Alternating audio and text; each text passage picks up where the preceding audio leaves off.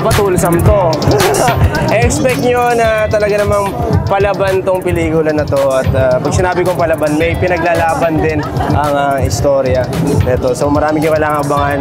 At first time ko rin gaganap ng ganito. Hindi lang dahil may pa-intimate scene, pero yung role mismo mabigat. Ready na ba ang mga fans mo? Feeling ko ready na yung mga kolokoys ko. Ang feeling ko hindi pa ready yung nanay ko. Love you.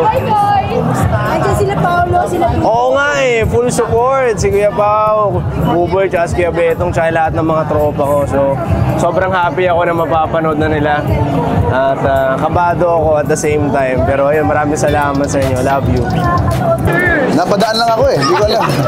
Actually ako naman, nagbebenta ako ng ice tubig sa labas. Oh.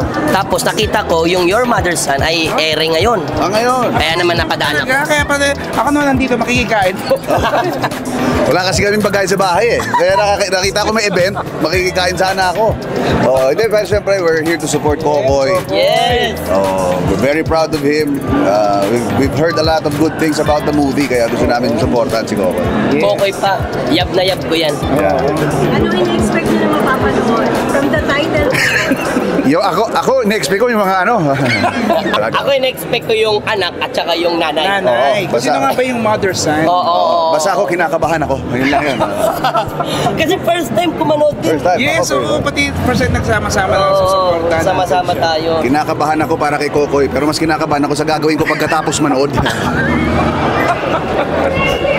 Bakit? Ano bang kinakabahan? Hindi ko alam Andito pala sa labas, nag-iinit na ako. So, anong wish nyo kay Coco? Sana magdamit ka na.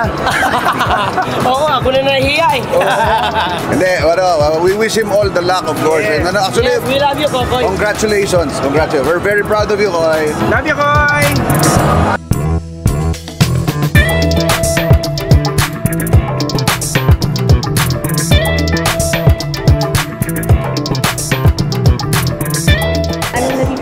Mapapalabas na ngayon sa Philippine cinema yung inibig ko lang. Nakakahinga na ako ng maluwag.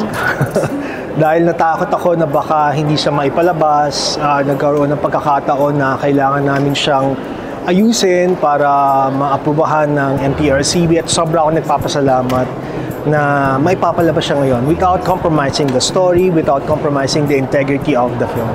Sa tingin mo, direct ready na yung audience natin for this kind of film? I think so. I mean, marami tayong naranasan as a nation. Marami tayong pinagdaanan na mas madahas. Marami tayong dark moments, especially during the time of the pandemic. I mean, ano ba naman tong pelikulang to? Kaya to ang panoorin ng kahit sinong Pilipino. I like telling stories na at the end, there's a realization ng mga characters, ng mga pinagdaanan nila, and hopefully it will resonate with audiences, makaka-relate doon ng audiences. Pero it's not forced naman, hindi naman talaga gagawa ako para mag-impart ako ng lessons. Kasi ang pinaka-importante pa rin talaga sa akin is, people go out, maglalabas sila ng pera, lalabas sila para manood ng sine. Kinakailangan ma-entertain mo muna sila. Kung in-expect natin sa movie na to, sa tingin niyo po ba handa na ang audience ng Pinoy sa Pilipinas? Dapat matagal na tayong handa. Dapat daring tayo na mag-push ng boundaries sa paggawa ng pelikula. Naka-classify naman di ba? Hindi naman sinasabing pwede sa bata. But otherwise, dapat walang boundaries ang ating imagination sa pwedeng gawin. I-classify na lang kung ano ang appropriate na audience. Sana tayong mga nanonood ng pelikula, maging handa tayong manood ng mga pelikulang hindi lang yung usual, hindi lang yung inaasahan natin, kundi mga pelikulang, oo nga, pwede palang ganun ang pagkakakwento, pwede palang ganun ang nilalaman. Okay, sir. Ano in-expect nyo sa movie na to? Well, kasi it's an idea first production, so I'm really looking forward to it. There's always something surprising. Napaka-creative ng mga treatments nila. Napanood ko yung About Us, But Not About Us, Game Boys. This is their latest, and I understand there's some sensitivity about the theme. I don't really know what the theme is. Sinabi lang sa akin, so may konting drama, may konting suspense yung build-up dito. So I'm looking forward to it. Supportan natin to. Atin to, no? These are our friends, this is our community, and kailangan mabuhay sila. Kailangan tangkilikin natin yung film na to, at saka yung iba pang obra ng Idea First, no? Because it's one of the edgiest, one of the most creative, enterprising filmmaking outfits out there. You know, sila June Lana, sila Elmer Gatchalian, you know, these are stalwarts in our industry, and they're part of the hope of Philippine cinema. They're brave.